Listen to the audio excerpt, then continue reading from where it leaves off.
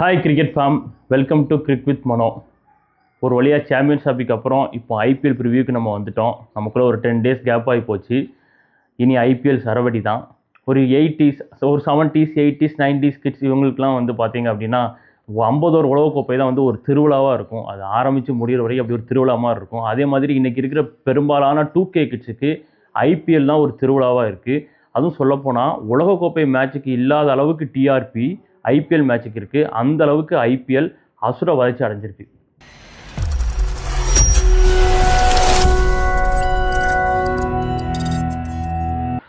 IPL 2025 first match யாருக்கும் பார்த்தீங்க அப்படின்னா கேகேஆர் வெர்சஸ் ஆர்சிபி தான். இந்த ரெண்டு டீம் மொத்தமாக 34 மேட்ச் விளாண்டுருக்காங்க. அதில் கேகேஆர் தான் 20 வாட்டி வந்து வின் பண்ணியிருக்காங்க. ரொம்ப டாமினண்ட்டாக இருக்காங்க.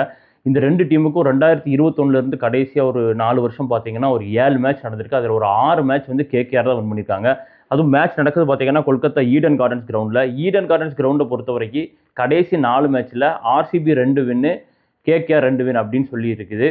ஸோ ஈடன் கார்ட்ஸை பொறுத்த வரைக்கும் பழைய பிச் மாதிரி கிடையாது. 2023 அப்புறம் பிச்சை வந்து மாற்றிட்டாங்க. கம்ப்ளீட் ஒரு பேட்டிங் பிச்சாக தான் இருக்குது. நல்லாவே வந்து ரன் வரும். ஆனால் ரெயின் த்ரெட் அப்படிங்கிற ஒரு விஷயம் இருக்குது. ரெயின் த்ரெட் இருக்கும்போது டியூ வந்து கண்டிப்பாக ஒரு மேஜர் பார்ட்டை வந்து ப்ளே பண்ணும். ஏன்னா வந்து பெருமளவில் வந்து கேகேஆர் நம்பி இருக்கிறது வந்து ஸ்பின்னர்ஸை, ஆர்சிபி நம்பி இருக்கிறது வந்து பேசர்ஸை. அப்படிங்கும்போது டாஸ் ஒரு குரூசியல் ரோலாக இருக்கும். சேசிங் டீம் வின் ஆகிறதுக்கான வாய்ப்பு அதிகமாக இருக்கும்.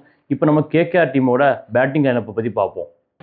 கேகேஆர் டீமோட ஓப்பனர்ஸ் பார்த்தோன்னா ஒரு பிளாஸ்டிங் ஸ்டார்ட் கொடுக்குற மாதிரி தான் இருக்குது. நரேனும் டீகாக்கும் தான் இறங்குவாங்க. 2 லெஃப்ட் இறங்குறதுனால கண்டிப்பாக வந்து ஆப்போசிட் டீம் வந்து ஒரு ஆஃப் ஸ்பின்னரை மைண்டில் கண்டிப்பாக வந்து வச்சுருப்பாங்க.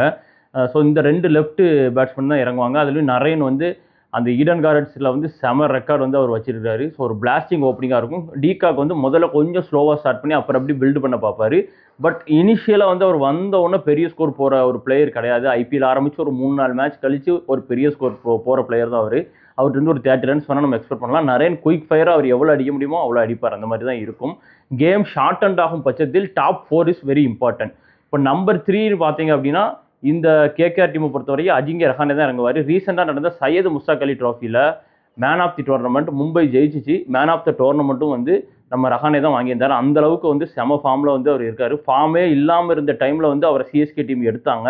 அதுக்கப்புறம் அவர் வேறு லெவலில் வந்து அவரோட பேட்டிங் ஜோனே மாற்றிட்டார். அவர் ரஹானேயா தட்டி விளாடுவார் அப்படிங்கிறது மாதிரி Rahane also have hitting ability அப்படிங்கிற லெவலுக்கு வந்து இப்போ ரஹானே இருக்கார். ஸோ ரஹானே 1 டவுன் இருக்கிறது ஒரு ஸ்டெபிலிட்டியை வந்து குறிக்குது. இதே வந்து ஓவர்ஸ் வந்து ஷார்ட் ஆகும்போது ரஹானே வந்து கொஞ்சம் பின்னாடி போகிறதுக்கான வாய்ப்புகளும் இருக்குது. நம்பர் 4 பொறுத்த வரைக்கும் வெங்கடேஷ் ஐயர். அவருமே வந்து செம ஃபார்மில் இருக்கார். கிட்டத்தட்ட 20 கோடிக்கு மேலே கொடுத்து அவரை வாங்கியிருக்காங்க. ஒரு ஹை எக்ஸ்பெக்டேஷன் இருக்குது. இந்த மாதிரி அதிக ரூபாய் கொடுத்து வாங்குகிற பிளேயர்ஸ் எல்லாருமே மேக்ஸிமம் சொதப்புவாங்க. வெங்கடேஷ் ஐயர் நல்ல ஃபார்மில் தான் இருக்கார். பட் இந்த வருஷம் எப்படி பண்ணுதாருன்னு பார்ப்போம். ஆனால் இந்த லெஃப்ட் ரைட் காம்பினேஷன் அவங்க மெயின்டைன் பண்ணிட்டே இருக்காங்க. டாப் 4ல் 3 லெஃப்ட் வந்துருது பாருங்க. வெங்கடேஷ் ஐயர் வந்துருந்தாரு, நரேன் வந்துருந்தாரு, குவிண்டன் டீகாக் வந்துருந்தாரு. இப்போ நம்பர் 5 பார்த்தோம் அப்படின்னா ரகுவன்ஷி. அவர் ஒரு பிளாஸ்டிங் ஹிட்டரு. வந்தவுடனே ஹிட் பண்ண பார்ப்பாரு. ஸோ இந்த மேட்ச் வந்து ஒரு 15 ஓவர்ஸ் 12 ஓவர்ஸ் ஆகும்போது இவரோட இம்பார்ட்டன்ஸ்லாம் ரொம்ப அதிகமாக இருக்கும். இவரோட குயிக் ஃபயர் 20 ரன்ஸ் 25 ரன்ஸ்லாம் வந்து ரொம்ப இம்பார்ட்டண்டாக இருக்கும். நெக்ஸ்ட்டு அந்த ஃபினிஷிங் குஷன் அப்படிங்கிறது கொடுக்குறது ஒரு 3 பேர் இருக்கிறாங்க. அது யாரெல்லாம் அப்படின்னு பார்த்தீங்க அப்படின்னா நம்ம ஆண்ட்ரியூ ரசில், ரிங்கு சிங், அதுக்கப்புறம் ரமன்தீப் சிங். இந்த 3 பேர் வந்து ஹிட்டர்ஸ். இந்த 3 பேர் ஒரு கடைசி 6 ஓவருக்கு வந்தாங்க அப்படின்னா ஸ்கோர் எங்கேயோ போய் நிற்கும். ஆனால் ஆர்சிபியோட பேஸ் அட்டாக்கும் ஸ்ட்ராங்காக இருக்குது. ஸோ ஆர்சிபியோட பேஸ் அட்டாக்கும் இந்த ரிங்கு சிங், ஆண்ட்ரியூ ரசில், அதுக்கப்புறம் இந்த ரமன்தீப் சிங் இவங்களுக்கான அந்த போர் அப்படிங்கிறது வந்து பயங்கரமாகவே இருக்கும். ஸோ இவங்களோட ஃபினிஷிங்கும் நல்லா இருக்குது, ஓப்பனிங்கும் நல்லா இருக்குது, மிடில் நல்லா இருக்குது. பேட்டிங்கை பொறுத்த வரைக்கும் நல்ல ஒரு ஸ்டெபிலிட்டி வந்து கேகேஆர் லைனப்பில் வந்து இருக்குது. கேகேஆர் டீமோட பவுலிங் லைனப்பை பார்ப்போம். இவங்க பவுலிங் ப்ரிவியூன்னு பார்த்தோம் அப்படின்னா மோஸ்ட்லி வந்து இவங்க ஸ்பின்னை தான் டிபெண்ட் பண்ணியிருக்காங்க. அதுவும் வருண் சக்கரவர்த்தி, சுனில் நரேன் இந்த 2 ஸ்பின்னர் தான் வந்து கேகேஆர் ரொம்ப டிபெண்ட் பண்ணியிருக்காங்க. அவங்க பேஸ் அட்டாக் பார்த்தா வந்து கொஞ்சம் எக்ஸ்பீரியன்ஸ் வந்து லெஸ்ஸாக தான் இருக்குது. பேஸ் அட்டாக் வைபவ் அரோரா, அது போக ஹர்ஷித் ராணா, இது போக ஸ்பென்சர் ஜான்சன் வந்து ஒரு இம்பாக்ட் பிளேயராக வருவார். ஏன்னா வைபவ் அரோராவோட வந்து அந்த 11th முடிஞ்சிடும். 12th பிளேயராக தான் வந்து ஸ்பென்சர் ஜான்சன் எடுத்துகிட்டு வரேன். ஏன்னா நாட்ஜேக்கு வந்து இன்ஜுரி. ஸோ நாட்ஜே இல்லாத பட்சத்தில் வந்து ஸ்பென்சர் ஜான்சன் விளாடுறதுக்கான வாய்ப்பு அதிகமாக இருக்குது. அப்படி இல்லை அவங்களுக்கு ஸ்பின் இன்னும் தேவைப்படுது அப்படின்னு மோயின் அலியை எடுத்துகிட்டு வந்தால் டாப் 7ல் யாராச்சும் ஒருத்தங்களை கை வச்சு எடுத்துகிட்டு வந்தாங்க அப்படின்னா பேசர்ஸ் கம்மியாகவும் ஸ்பின்னர்ஸ் அதிகமாக இருப்பாங்க. அந்த வாய்ப்பு வந்து ரொம்ப கம்மி தான். ஸோ இவங்க இந்த வருண் சக்கரவர்த்தி அண்ட் சுனில் நரேன் இவங்க போடுற இந்த 8 ஓவர்ஸ் வந்து ரொம்ப வந்து இம்பார்ட்டண்ட்டாக இருக்கும். ஏன் அப்படின்னா இவங்களை பெருசாகவும் அட்டாக் பண்ண முடியாது, தள்ளி விடவும் முடியாது. அந்த மாதிரி ஒரு சூழ்நிலை இருக்கும். ஸோ இவங்க 2 பேரை தள்ளிவிட்டு மீதி 12 ஓவரை வந்து அடிக்க நினைப்பாங்க. அப்போ ஹர்ஷித் ராணாவோட அந்த ஸ்லோ பால்ஸ்லாம் வந்து எஃபெக்டிவாக இருக்கும். இன்னொன்று மோஸ்ட்லி வந்து இவங்களோட பவர் பிளே வந்து யார் கேகேஆர் கூட விளாண்டாலும் பவர் பிளே யூஸ் பண்ண பார்ப்பாங்க. ஏன்னா மிடில் வந்து அவங்க ஸ்பின்னை வச்சு சோக் பண்ணி விட்டுருவாங்க. ஸோ பவர் பிளேல ஒரு 60 ரன் 70 ரன் 80 ரன் அடிக்கணும்னு பார்ப்பாங்க. ஸோ அதை யூஸ் பண்ணி வைபவ் அரோரா நியூ பால்ஸில் வந்து விக்கெட் எடுக்க வந்து ட்ரை பண்ணணும். ஸ்பென்சர் ஜான்சன் ஐபிஎலுக்கு புதுசு. பிக் பாஸ் லீகை பொறுத்த வரைக்கும் வந்து ஒரு நல்ல ஒரு பவுலர் தான். ஐபிஎலுக்கு புதுசு இருந்தாலும் ஒரு லெஃப்ட் ஆர்ம் நல்ல ஒரு ஸ்பீட் பவுலர் அவர். ஸோ அவரும் வந்து இனிஷியலாக விக்கெட் எடுத்து ப்ரெஷரை ஏற்படுத்துறதுக்கான வாய்ப்பு இருக்குது. பட் ஸ்லைட்லி ஒரு வீக்கர் பேஸ் அட்டாக் மாதிரி நம்ம கேகேஆரோட பேஸ் அட்டாக் தெரியுது. ஸ்பின் அட்டாக் வந்து நல்ல ஸ்ட்ராங்காக இருக்குது. நெக்ஸ்ட் நம்ம பார்க்க போகிறது ஆர்சிபி டீமோட ப்ரிவியூ தான். இந்த வாட்டி வந்து ஆர்சிபி டீம் மேனேஜ்மெண்ட் வந்து கொஞ்சம் அடக்கி வாசிக்காங்க. எப்போதுமே வந்து அவங்க நாங்கள் கப் அடிச்சிருவோம் அது இது அப்படி இப்படின்னு ஏதாச்சும் பண்ணுவாங்க. இந்த வாட்டி வந்து அந்த டீம் மேனேஜ்மெண்ட் நல்லா நோட் பண்ணிக்கணும். டீம் மேனேஜ்மெண்ட் அமைதியாக இருக்காங்க. பட் ஃபேன்ஸ் அதே மாதிரி எப்போது எப்படி இருக்காங்களோ அப்படி தான் அவங்க இருக்காங்க. கொஞ்சம் இந்த வாட்டி அமைதியாக இருக்காங்க. டீமுமே இந்த வாட்டி வந்து வெல் பேலன்ஸ்டாக ஆர்சிபிக்கு இருக்குது. அதில் எந்த மாற்று கருத்தும் இல்லை. இப்போ ஆர்சிபியோட பேட்டிங் லைனப்பை பார்ப்போம். ஓப்பனிங்கை பொறுத்த வரைக்கும் பிலிப் சால்ட், விராட் கோலி ஒரு சைடில் ஒரு ஸ்டெபிலிட்டி கொடுப்பாரு. இன்னொரு சைடில் வந்து பிலிப் சால்ட் வந்து அப்படியே ஒரு பிளாஸ்டிக் ஓப்பனிங் கொடுக்கறதுக்கான வாய்ப்பு நிறைய இருக்குது. ஒன் டவுன் படிக்கல் இது கொஞ்சம் சிக்கலான ஒரு பிளேஸாக இருக்குமோன்னு எனக்கு வந்து தோணுது. ஏன்னா வந்து படிக்கல் வந்து ஓப்பனர் ஆனவர், அதுக்கப்புறம் அவர் நம்பர் 3 அப்படி இப்படின்னு கொண்டு போய் அவர் இப்போ ஒரு ஐபிஎல்ல அதாவது ஒரு 1 ஐபிஎல் ஒண்டர்மாங்கல்ல அந்த மாதிரி அவர் ஆக்கிட்டாங்க. ஸோ ஒன் டவுனில் அவர் எப்படி விளாட போகிறார் அப்படிங்கிறத நம்ம வெயிட் பண்ணி தான் வந்து பார்க்கணும். நம்பர் 4 ரஜத் பட்டிதார் வேற லெவல் ஃபார்மில் அவர் இருக்காரு. ஸ்பின்னையும் சரி ஒரே ஒரு 5 6 ரீசெண்டாக அடித்தார். ஸ்பின்னையும் சரி ஸ்பீடையும் சரி ஒரு 140 180 இந்த ஸ்ட்ரைக் ரேட்டில் அடிக்கிற எபிலிட்டி இருக்குது. கேப்டனாக வேறு ஆயிருக்காரு. ஸோ மோர் ரெஸ்பான்சிபிலிட்டி எடுத்து விளாடுவார். ஸோ இந்த டாப் 4ங்கிறது வந்து ரொம்ப ஸ்ட்ராங்காக தான் இருக்குது ஆர்சிபி டீமுக்கு. ஓவர் ஷார்ட் ஆகும் பட்சத்தில் இந்த டாப் 4 இதே டாப் 4ஆக இருக்குமா அப்படின்னா அதில் கொஞ்சம் சேஞ்சஸ் ஆக வாய்ப்பு இருக்குது. இந்த படிக்கலை வந்து பின்னாடி அனுப்புறதுக்கான சான்சஸ் வந்து அதிகமாக இருக்குது. ஸோ நம்பர் 5ல் வந்து இவங்க வந்து இப்போ நம்பர் 5 6 7 இந்த 3லையுமே பார்த்தீங்க அப்படின்னா லியாம் லிவிங்ஸ்டோன் வந்து கண்டிப்பாக வருவார். ஜேக்கப் பெத்தல் வந்து ஒரு நல்ல ஒரு பிளேயர். பட் அவருக்கு வந்து இன்ஜுரி. ஸோ அவரை எடுக்க மாட்டாங்க. ஸோ லியாம் லிவிங்ஸ்டோன் வருவார். லியாம் லிவிங்ஸ்டோனுக்கு அப்புறம் ஜிதேஷ் சர்மா அவர் இந்த வாட்டி வேறு சொல்லியிருக்காரு ஒரு பேட்டியில் வேறு கண்டிப்பாக வந்து ஆர்சிபிக்கு வந்து கப் அடிக்கிறதுக்கான முழு முயற்சி வந்து பண்ணுவாங்க மாதிரிலாம் பேசியிருக்காரு. அதுக்கப்புறம் டிம் டேவிட் நல்லாவே ஃபினிஷிங் எக்ஸ்பீரியன்ஸ் இருக்குது. ரீசெண்டாக நடந்த பிக் பாஸ் லீக்ல வந்து சூப்பராக அவர் வந்து பெர்ஃபார்ம் பண்ணியிருந்தாரு. ஸோ இவங்க 3 பேர் தான் வந்து அந்த ஃபினிஷிங் அப்படிங்கிறது. ஸோ இதுக்கப்புறம் குருணால் பாண்டியா இருக்காரு. ஸோ குருணால் பாண்டியாவை பொறுத்த வரைக்கும் பவுலிங் ஒரு மாதிரி தள்ளி ஸ்பீடாக தள்ளி விடுவார். பேட்டிங்கை பொறுத்த வரைக்கும் அந்த ஃபினிஷிங் எபிலிட்டி அப்படிங்கிறது இருக்குது. ஸோ ஆர்சிபிக்கு ரொம்ப காலமாக பிரச்சனையாக இருக்கிறது இந்த ஃபினிஷிங் தான்.